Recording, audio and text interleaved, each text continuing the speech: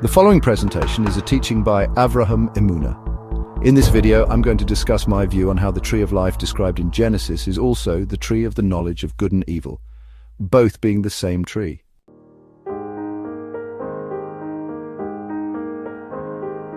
The Genesis story of Adam and Eve in the Garden of Eden is one of the most mystical and enlightening narratives in the Torah. Through the lens of Kabbalah, this story reveals deep spiritual truths about the nature of life, wisdom, and the human journey aimed toward ultimate redemption.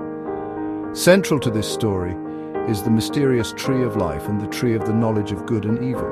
My careful analysis has led me to suggest that these trees are not two separate trees or spiritual forces, but rather facets of a singular, profound reality. That is life itself.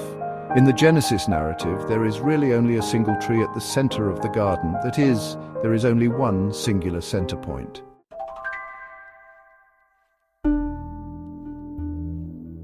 In Genesis chapters 2 and 3, the text emphasizes that the tree of life stood in the center of the garden, Genesis 2:9. However, the tree of knowledge of good and evil is also described as being the tree in the center. As Genesis chapter 3 verse 3 states, "The fruit of the tree that is in the center of the garden, God said, 'You shall not eat of it.'" From this perspective, this overlap is not accidental. The center symbolizes unity and the singular point and source of all spiritual existence. It suggests that there was, in fact, one central tree embodying dual aspects, life and the knowledge of good and bad. In the center of the garden was the singular tree of life, which is called the tree of the knowledge of good and evil. Life inherently includes the knowledge of good and bad, because to truly live is to engage with discernment, choice, and then growth. The potential to distinguish between good and bad is embedded within the essence of life itself.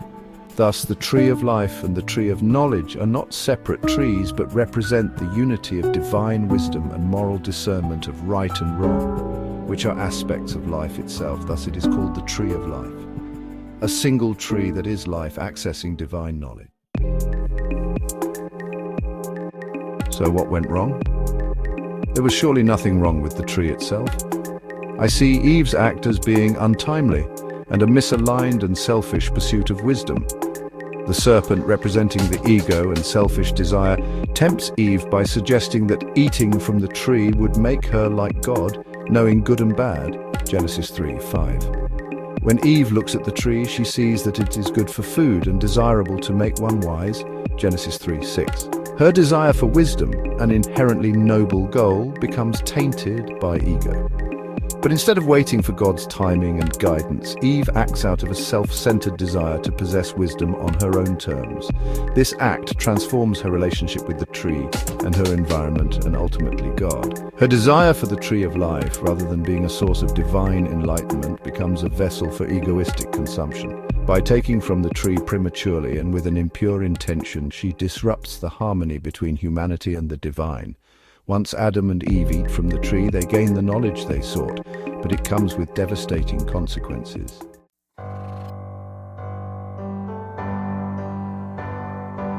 Once Adam and Eve eat from the tree, they gain the knowledge they sought, but it comes with devastating consequences.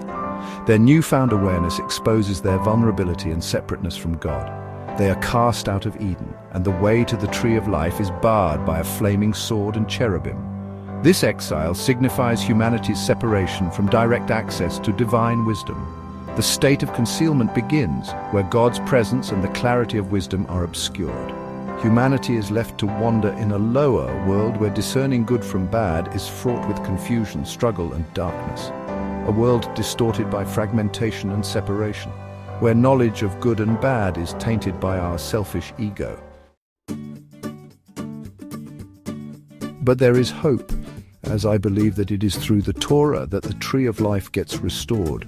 The Torah is the remedy for Adam's or mankind's spiritual exile. Proverbs declares the Torah is a tree of life to those who grasp it, and those who hold onto it are forever happy. The Torah, when grasped with pure intentions, is more than a set of laws or teachings. It is the living manifestation of divine wisdom and the pathway back to the unity and enlightenment symbolized by the tree of life in the paradise and presence of God, but we must partake of this wisdom of Torah with proper intentions.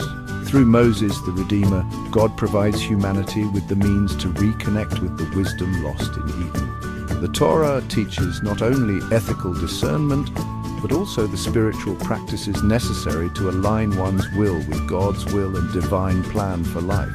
It is through studying the Torah and living according to its literal and spiritual principles that humanity can reclaim access to the wisdom of the tree of life. Through altruistic intentions and love for God, we can partake freely of the divine wisdom now offered.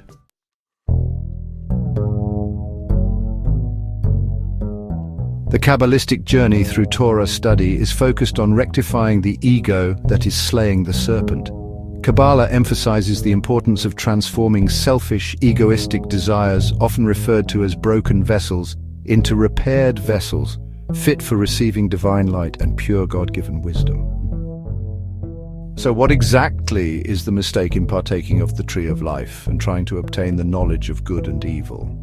Eve's mistake was not in desiring wisdom, but in seeking it for selfish reasons, rather than as a means to serve God. The spiritual task of humanity is to rectify this error by approaching life with humility, gratitude, and a desire to align with the divine plan. Adam and Eve both ate of the tree of life before they had permission to do so, and they took from it with selfish desires. But now, through prayer, Torah study, altruism, and acts of loving kindness, individuals can overcome the serpent, the ego that distorts a person's intentions. By doing these, they open themselves up as repaired vessels with proper intentions to the concealed light of the tree of life, even in a world outside Eden, a world that has challenges and troubles that can be overcome, allowing us the opportunity to grow and succeed. The story of Adam and Eve is not merely a tale of sin and punishment, but a starting point for humanity's spiritual journey. The tree of life, containing the knowledge of good and bad, represents the fullness of divine wisdom and life's inherent complexity. Access to this wisdom through Kabbalah and Torah study is possible only when approached with pure intentions and alignment with God's will. God's will is given to humanity in the Torah. Through God's will and instruction, humanity is given the means to return to the tree of life, to regain the wisdom and connection that was lost in Eden. The journey may be long, but the promise remains. By transforming our desires and embracing the divine path, we can once again walk with God in the garden, united in wisdom, love, and eternal life.